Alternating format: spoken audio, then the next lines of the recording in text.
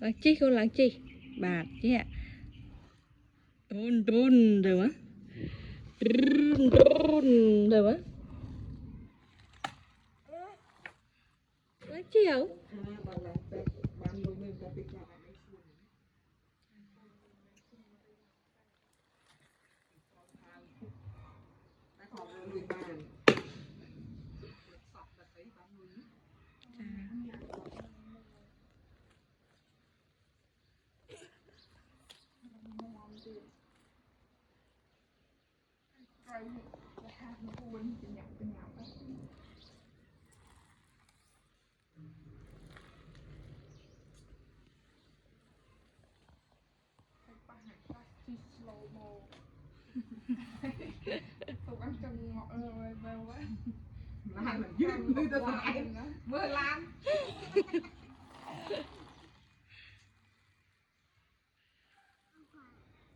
nụ ai